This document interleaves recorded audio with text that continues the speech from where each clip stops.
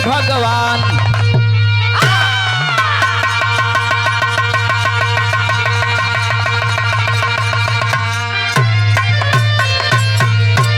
गौर करेंगे साथियों, कुरुक्षेत्र के धरती पर एक तरफ कौरव और दूसरी तरफ पांडव, दोनों दल आमने सामने। भगवान कृष्ण देखनन की अब तक लड़ाई हुई, और जब लड़ाई हुई तो एक से बढ़ के एक वीर योद्धा मारल जे हैं। भगवान कृष्ण कहलन की काहे न एक तरकीब लगाई कि ई लड़ैया न होखे। भगवान कृष्ण समझौता लेकर दुर्योधन के पास गइलन, कहलन बेटवा लड़ाई झगड़ा से कोनो मतलब न बाप, लड़ाई झगड़ा से कोनो निष्कर्ष न निकलेला, तो एक ठे काम कर कि आप चल के समझौता कला। डांट कर दुर्योधन कलश एक कन्हैया यहाँ से चल जा, चल जाए नाते बतिया पाउर हो जाई। भगवान कृष्ण कहलन कि विनाश काले विपरीत बुद्धि, कहलन कि अरे मूर्ख समझौता कले तो से आखिर पांडवों का घटल का बाप। पांडव बस 5 ठे गांव मांगत हुए, 5 ठे गांव दे दऊ अपन गुजारा बसर कलियन। डांट कर दुर्योधन बोला सुई की नोक भर जमीन न दई, जीवन करे के बाद करवा लिया। 5 गो पांडव पर धधाइल हुआ, जीवन करे के बाद करवा लिया, सुई की नोक भर जमीन न दई। भगवान कृष्ण जब ये बतिया सुन के वापस अलन तब ब्याह में एक लाइन गजल लगल। केवन गजल बा भैया?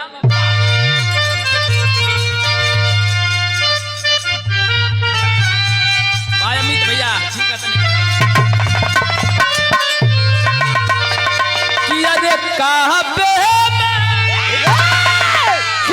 तेरा जलावा काशी में ना जा रहा है।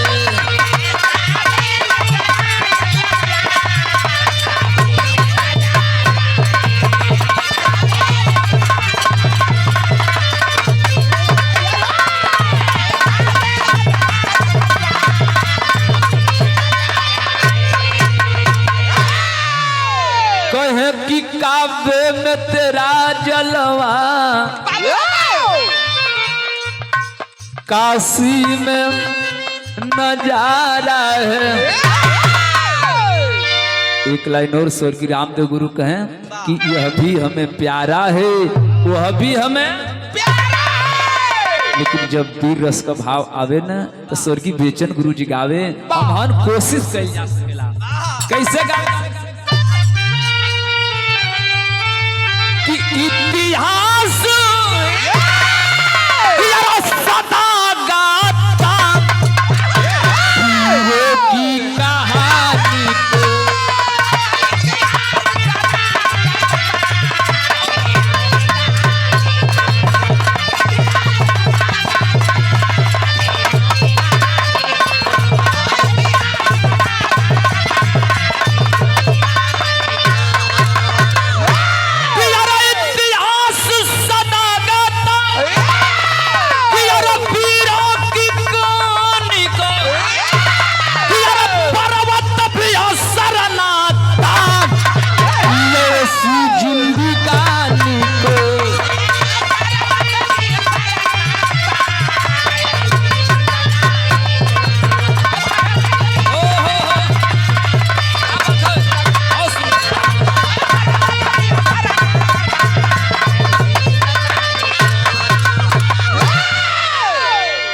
भगवान कहलन पांडव दल से आके कि दुर्योधन मानी ना। दुर्योधन लड़ी, और जब ई बतिया पांडव दल में भगवान कहलन भैल का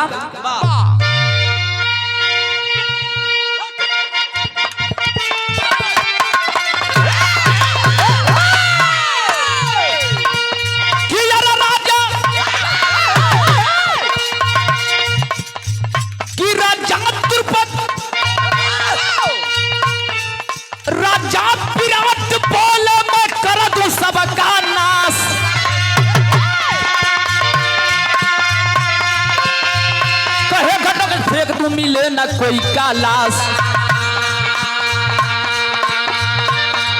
कर जाए सबके हाथ में ले करी के कटारी।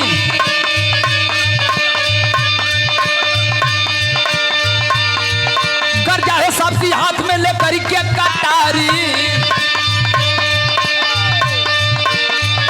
प्रलय मचा दू पल में सुन लो ये मुरारी।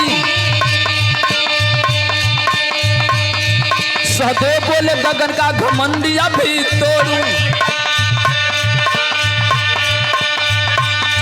सहदेव बोले गगन का घमंडिया भी तोड़ू, सहदेव बोले गगन का घमंडिया भी तोड़ू, नकुल कहे कि नाश मैं दुनिया का करके छोड़ू।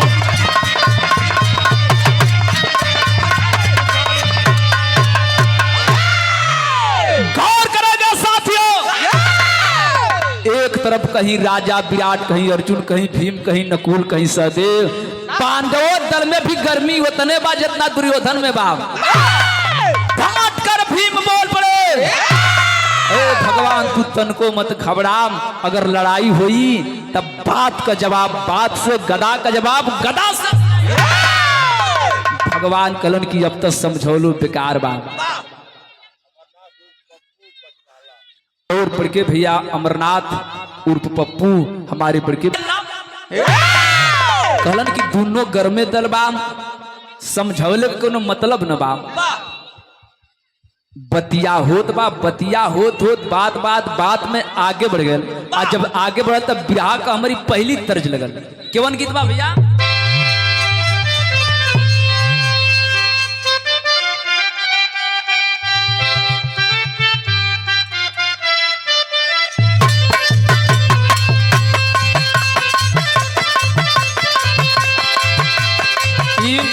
सोनाडी की मेला में वहाँ का नाच वाला गई। हाल ही में जो सोनाडी की मेला में गई हुई तो देखले हुई बिंदु तू गई लू तोहरी जा लग रहा काहे को मैं परी रही सब। कितने जना परी की देखले में 80 रुपया डरा गया। अब हम नाम न ले, यही में लोग बाम मेलवा में परी रही सब, वही पनिया में डुबकी मारा सब। तो वही मेला में तो नाच वाला गई है। स्वर लिए कैसे स्वर लिए हैं? ए हा ए हा ए हा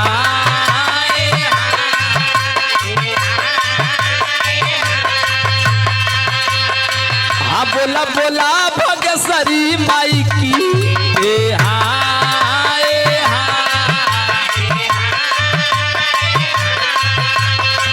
तो वो लोग सुमिरन करी। आज जब सुमिरन करी गजब गजब का सुमिरन करे लोग। कैसे करे हैं? अरता अरता अपनी दुनिया के करक सुमिरू ए हा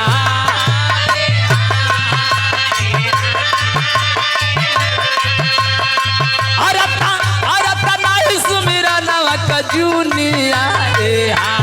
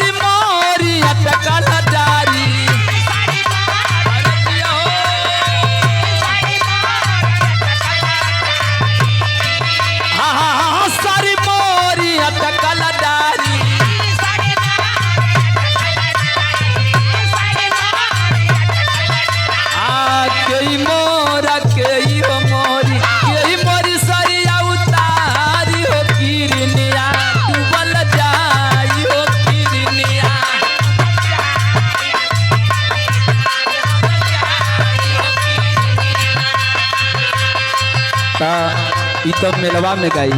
लेकिन स्वर्गीय बेचन गुरुजी अपनी जवारी में एक खेल लाचारी में गीत के गौलर रहलन। सत्येंद्र भैया गौलर रहलन का हम बाबा के पोखरा में झूलनी रे रैली हो सजनिया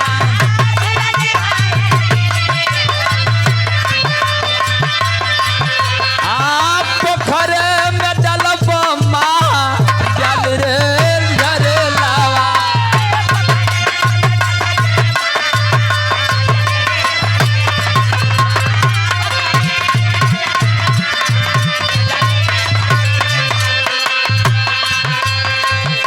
एगो गुरु गजब गजब का गीत गावे गावे एक ओरा फांसे रामा चलावा रे मछरिया हो झरलावा अरे क्या हो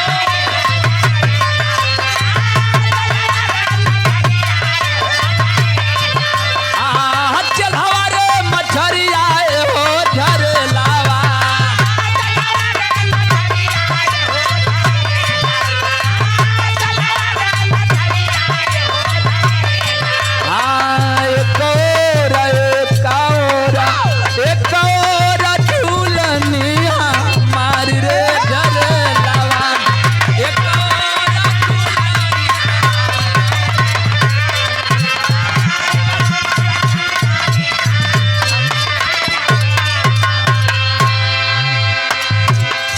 अगर केहू कह दे कि ए लवंडा तनी छपरैया गा दे तो यही स्वर में लोग छपरैया भी गाते छपरा सहारिया में अभी कलर चरखवा देवर मोर जोगी भइले गाए अमित भैया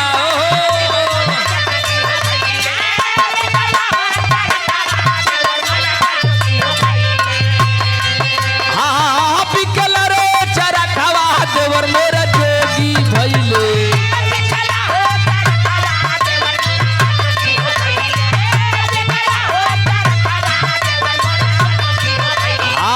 चरख हो मंगा दाल हरे दार देवर मोर जोगी भइले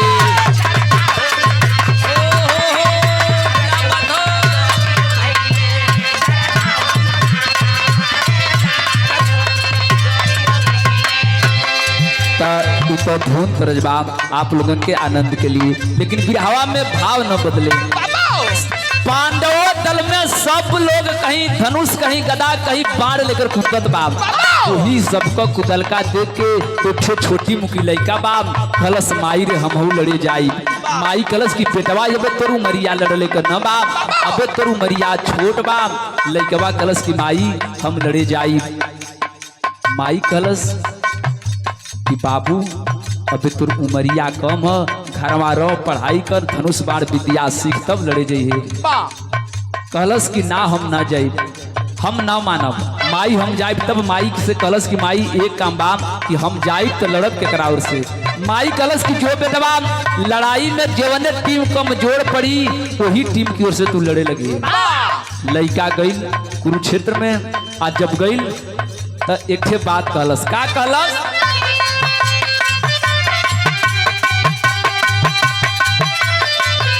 सब ही का पतिया सुन के धड़कत बात छाती आया रे मोर मितवा सुनबा।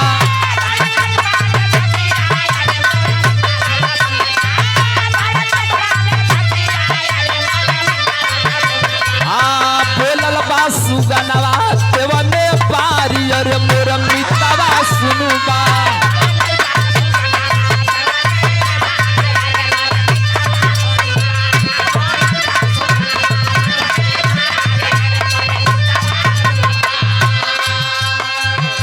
जब लइकवा बोलल सब लोग सन्नाटा हो गई कि हाई देखा, हाई छोटी मुखी लइका आके पीछे में लड़ाई का नाम कर लेत बाप। भगवान कहलन रे बाबू तू यहाँ से घरे जो तो लड़े को मरिया ना बाप। लइकवा कलस हमके लइका लइका मत कहा, हम सयान हो गए, हम सयान हो गए, लइका लइका मत कहा। लइका का पतिया बिगड़ गई, भगवान पर गरमा गई। आज जब गरमाइल तक कैलस का सब लोग हैरान होके, सब लोग हैरान होके सोच अपन मानवा।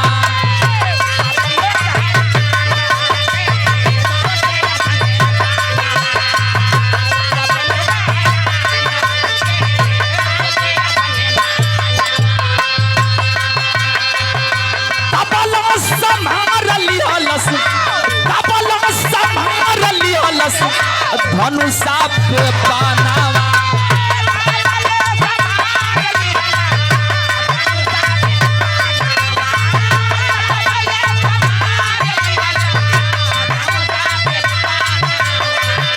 काप्य लागल धरती गगन, काप्य लागल धरती नहिया, काप्य समनवा अरे मोर मितवा सुनबा।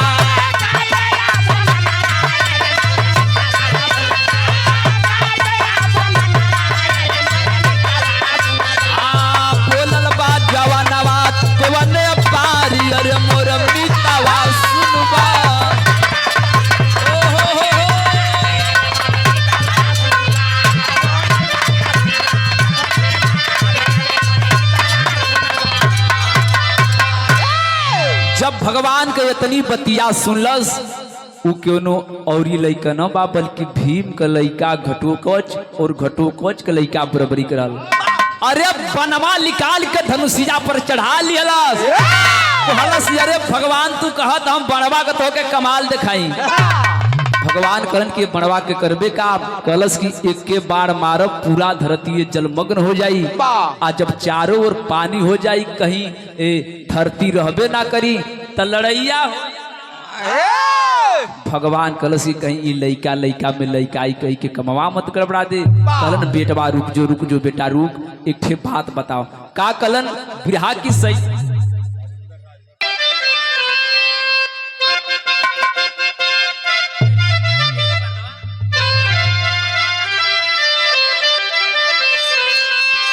कि अरे संभाला जब धनुष पर बनवा अवनी कांप गई जब बरबरी ललकारा।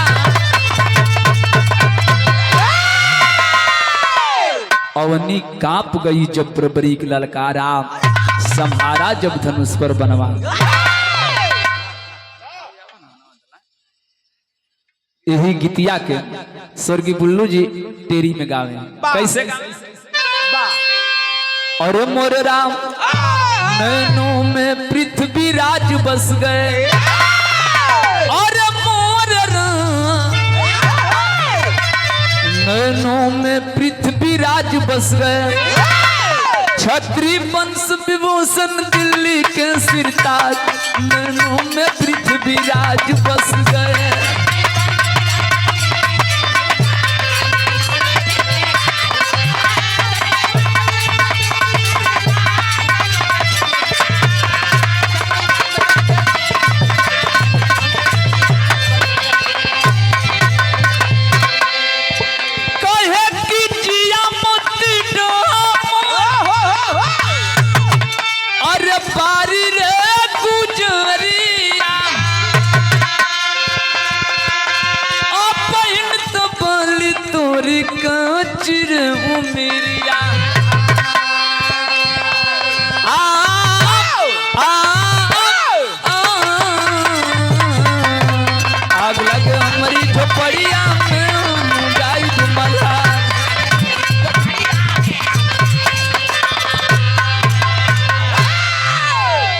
भगवान कृष्ण ओ बेटवा के साथ छल कह दिलन। का कैलन बिरहा में गीत लगत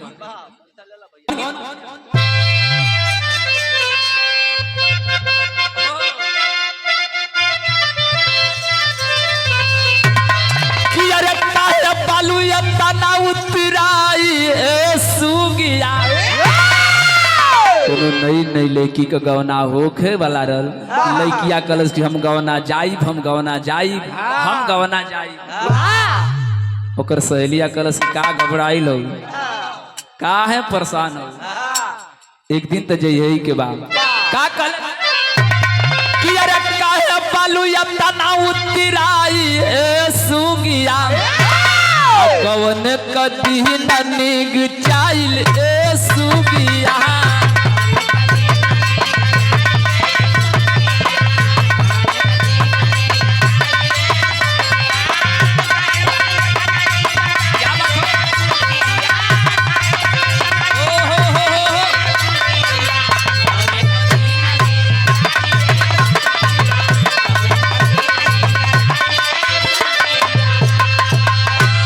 भगवान कृष्ण लइकवा के लगवा बुलोलन कहलन ए बेटा सुन एक ठे बात बा ए तोरी बहादुरी पर हमके शक बा तोके एक ठे परीक्षा देवे के होई।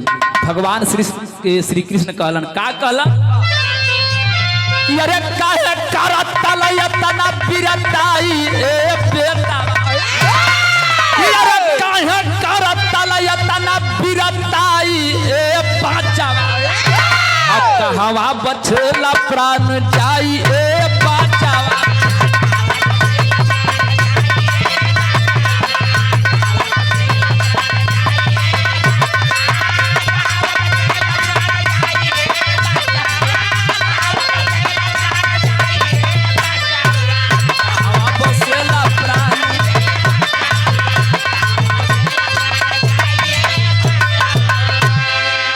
भगवान छल कह दिलन। कहलन बेटा इतना तोरी धनुर्विद्या पर विश्वास बा तो यही बतिया का जवाब दे दे, हमार प्राण बसेला कहवा।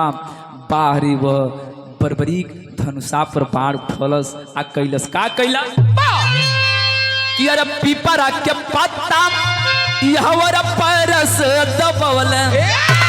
भगवान कृष्ण पूछ के आदेश दे के पीपरा का पतैले के वही पैरवा तर दबा लेलन कि अरे पीपरा का पत्ता एक पैरस दबाए नगर जाए वीर यहवर बानवा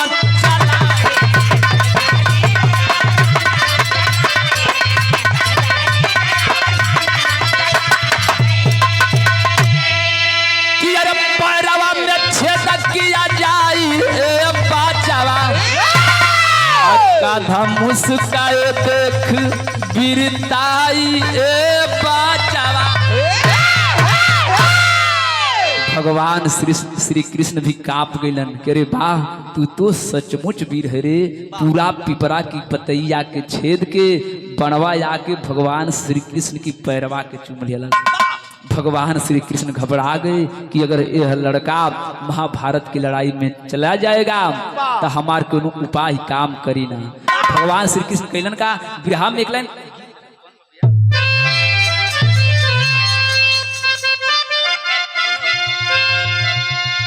गीत बा कि अरे अजय कदसिया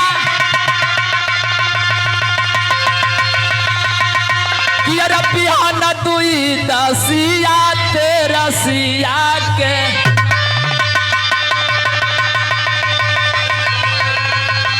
तो बात सखी के गावन तेरसिया के ना।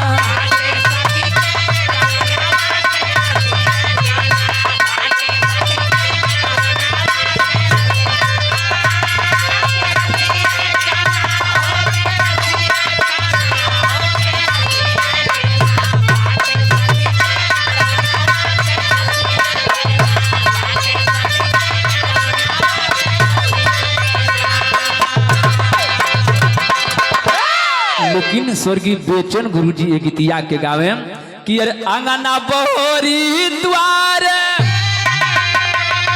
कि अरे कूड़ावा लगवलों से जामी गईलो कि अरे ताम आलर मोलावा से जामी गईले ना। ताम आलर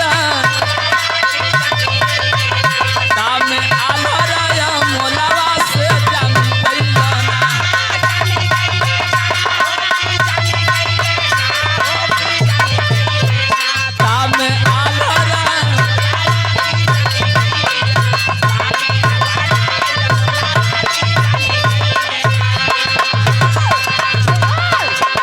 भगवान कृष्ण सोचलन कि ए लड़का के रास्ता से हटावे के होई।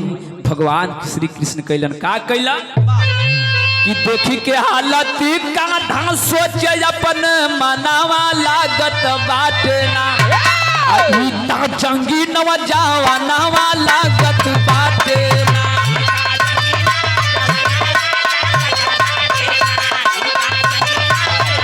क्या बात है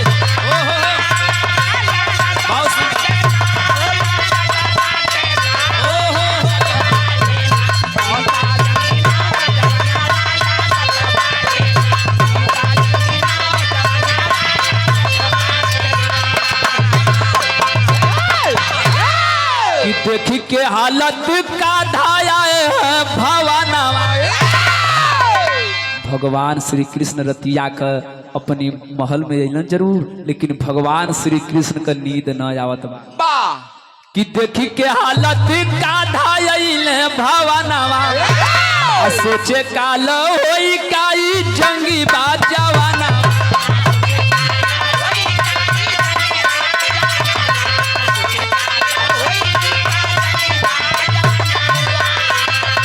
यही जे बहादुर अपन दिए गारा तनावा सोचन लागे। यही जे बहादुर अपन दिए गारा तनावा सोचन लागे। गीता जंगी बाजावा नवा सोचन लागे ना।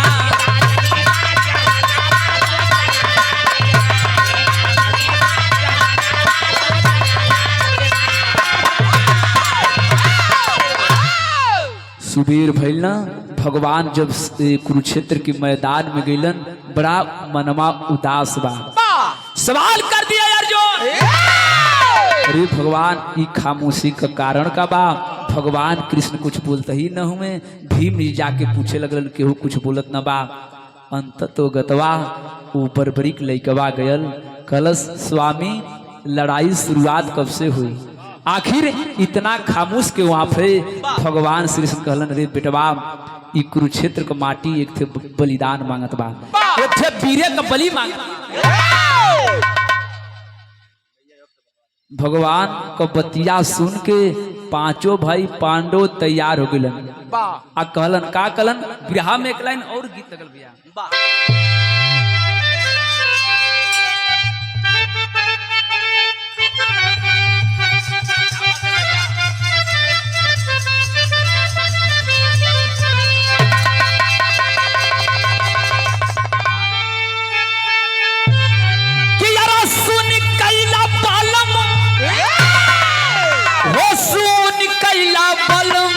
कचौड़ी गली सुन कैला बलम, कहे कि मिर्जापुर के कैला गुलजार हो, कचौड़ी गली सुन कैला बलम। एक लाइन और लोग गावल, कैसे गावल कि यार प्यार परमानेंट, यार प्यार परमानेंट हो कि प्यार परमानेंट हो लामितावा।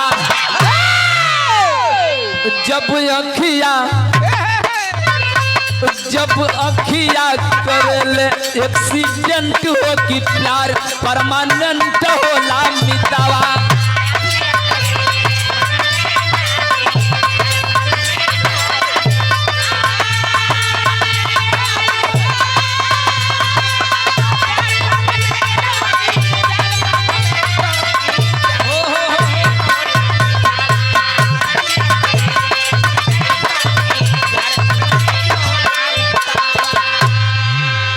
कहे कि लड़ी जाल अखिया कि यार लड़वाला में फेर हो, यह नवकन में उभरा जवन कन में ढेर हो कि प्यार परमानेंट हो लामितावा। यही बुढ़ियन में, यही बुढ़वन में 5% हो कि प्यार परमानेंट हो लामितावा।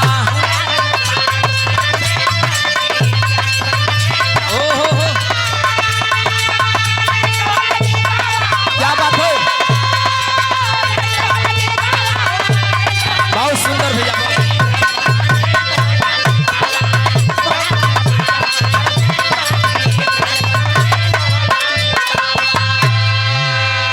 जब भगवान कृष्ण बतिया कलन तो भइल का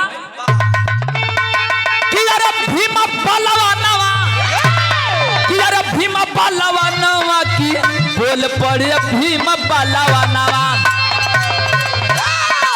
लैल गोसाई गर्दनवा, लैल गोसाई गर्दनवा की बोल पड़े भीम बलवानवा।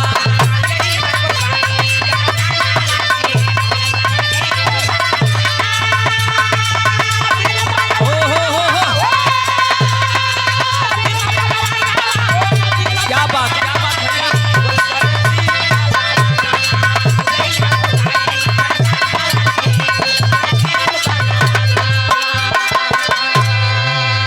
भीम जी गइलन, कहलन ए प्रभु एक गर्दन को बात न बा, हमार गर्दनवा ले ल।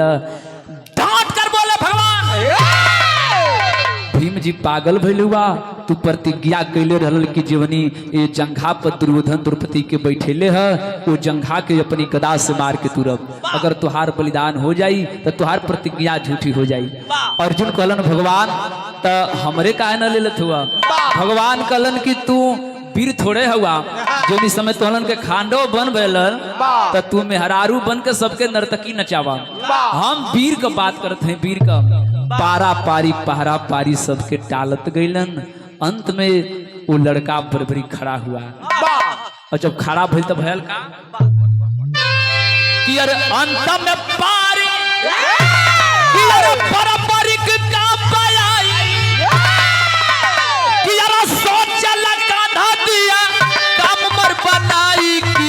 लैला गोसाई गरदनवा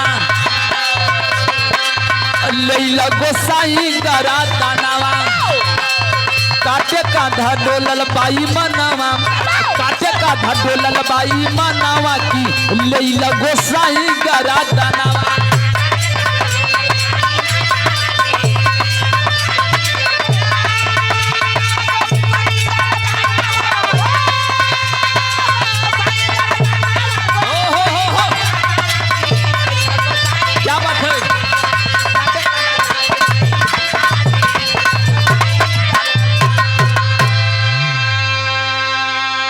गाँव में लोग बतावेला कि जैसन बैदा चाहे उहे रुकिया बतावे। अंत में वो बरबरी के लइकवा खाड़ा भइल कलश भगवान एक ठे गर्दन का बात न है एक ठे बलि का बात है न तो हमरे बलि आप दे द। भगवान कृष्ण यही तो चाहते थे। उंगली से सुदर्शन चक्र निकला और बरबरी का सर थर से अलग कर दिया। आज उन्हीं समय मुड़िया कटल झरझर झरझर बरबरी के लइकवा रोवे लगल। अरे बरबरी तू बड़ा बहादुर है रे और एक बहादुर के आंख में आंसू तो शोभा नहीं देता है। कतई शोभा नहीं देता है। मुझे रोने का कारण बताना होगा। आज जब भगवान कृष्ण वो मुड़िया से पूछलन कि रोने का कारण बतावे के पड़ी। मुड़िया रो रो के कलश के भगवान कारण जानल चाहत हुआ तो हमारी इच्छा रह कि महाभारत का लड़ाई हम लड़ती लेकिन आज वो हमारी इच्छा पूरा न भई। भगवान श्री कृष्ण कहलन जब इतने बात बाप तो महाभारत का लड़ाई देखबा तो एक महाभारत का चलहाक लोग बतावेला कि भगवान श्री कृष्ण वही मुड़िया के ऊंचे एक ठे पहाड़े पर रख दियलन आ कहलन कि जहिया ले लड़ाई हुई तहिया ले तू ई महाभारत का लड़ाई देखबा। भगवान श्री कृष्ण कही के चल गेलन। आज जब गेलन तो भैल का विराम में अल्लाह लगल।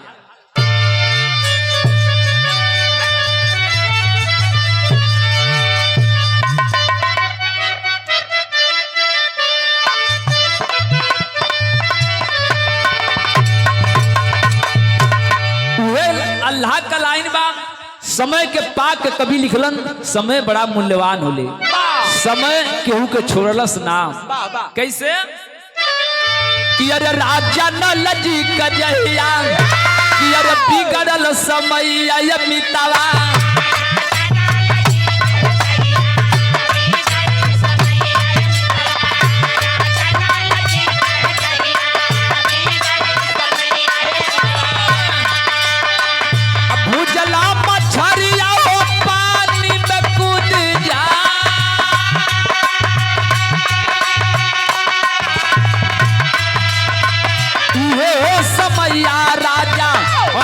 हो समैया राजा हरिश्चंद्र पे पारल रहली।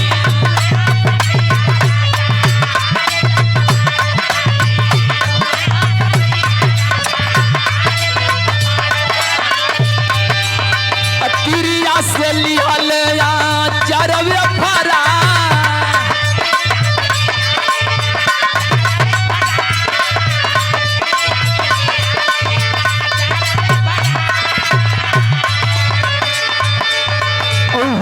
सवेरे बाजल हो सवेरे बाजल जंगवा में डंका ये बाप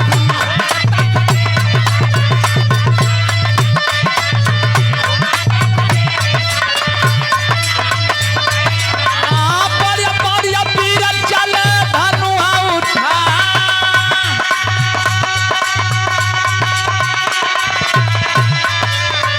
भीष्म पिता माँ तोरण भीष्म पिता माँ तोरण चार मारल गईले मितावा।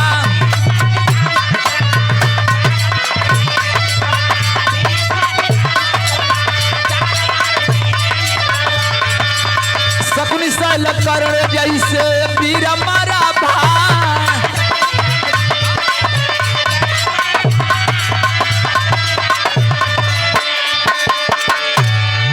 अंततो गतवा कुरुक्षेत्र की मैदान में लड़ाई भर शकुनि शैल कर्ण जैसे धनुधर मारल गेलन।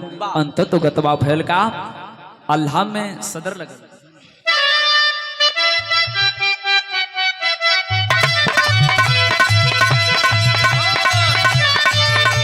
कौरव का गुमान टूटल मारा दुर्योधन।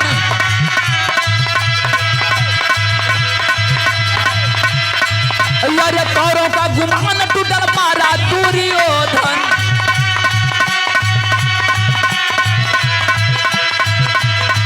अरे विजयी पताका चले गगन में उड़ा।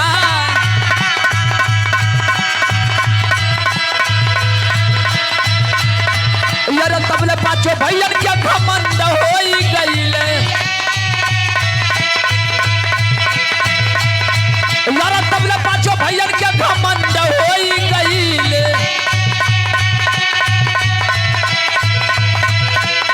यार गर्दन के पास चला सब के लिया।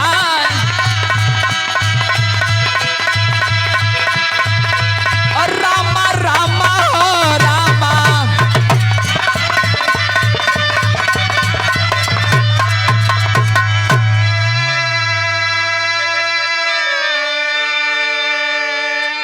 पांचों भाई पांडव महाभारत की लड़ाई जीत के आयल हुए। कहीं अर्जुन, कहीं भीम, कहीं नकुल, कहीं सहदेव, केहू का जोड़ रोकाते न बा। बात बात में बतिया बढ़ गए। पांचों भाई पांडव आपस में लड़ गए। भीम जी कहलन कि हम गदा से न मरती त दुर्योधन का जांग न टूट रही। अर्जुन कहलन कि हम अगर गदा न चल रहती त कर्ण ना मरल रही, दुर्योधन न मराइल रहतन। पांचों भाई पांडव आपस में लड़ गए। निष्कर्ष निकलल, योजना बनल कि चलो भगवान के पास। भगवान श्री कृष्ण ये बतिया का फैसला करिए कि महाभारत में सबसे ज्यादा मेहनत कैल के, सबसे ज्यादा बांध के चलावल। पांचों भाई भगवान श्री कृष्ण के जब लगे गईलन, भगवान श्री कृष्ण कहलन कि ओहो ये पांचों भाई पांडवन के आज घमंड हो गए। कहलन कि ई बतिया हम न बताई, ई बतिया जानल चाहत हुआ तो चलो वही कुरुक्षेत्र के मैदान में। भगवान श्री कृष्ण लिया के गईलन। कहाँ लिया के गईलन? विराह में।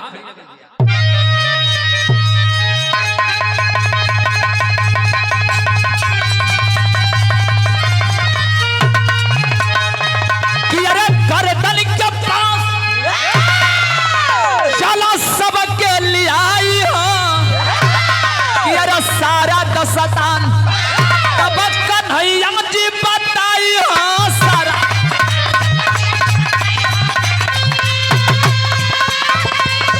ओहो क्या बात है। ओहो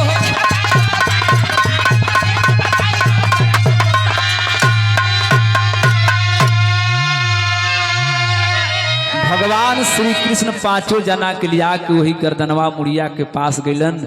हथवा जोड़ के कहलन ए बेटा बर्बरीक, ए बेटा बर्बरीक। मुड़िया झरझर झरझर रोवे लगल। बस ए प्रभु अब का घट गयल। कहलन कि बेटा एक ठे बात बा, बतिया का तू फैसला कई दा। बर्बरीक का मुड़िया बोलल का स्वामी? भगवान कहलन कि सबसे ज्यादा कुरुक्षेत्र की मैदान में बाण के चलावल, गदा के चलावल, कुरुक्षेत्र के मैदान में मेहनत के कैलस। वह कटा हुआ शीश एक बार हंस पड़ा और हंसकर बड़ी ऊंची बात कहलस। का कहलस? कि बोला शीश यदि ना रहल रहा तलीलाधारी, देखती कैसे बीजे पवचरण में बलकारी।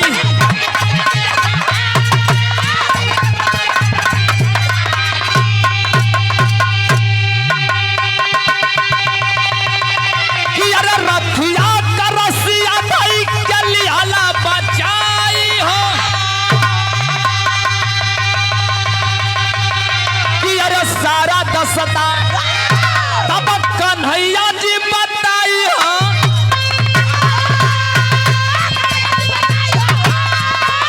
क्या बात हो?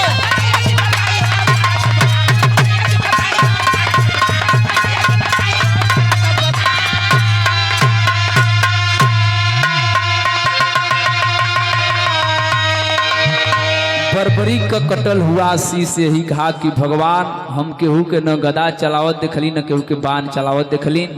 हम जेके देखली तुम्हारी सुदर्शन चक्र से मरत देखली। जेके मरलस तुहार सुदर्शन चक्र मरलस। अब बात रह गई लड़ाई का, तू खेलवे बिगाड़ दियला, तू खेलवे बिगाड़ दियला भगवान। ना तो हम बतौती महाभारत का लड़ाई किसन होला।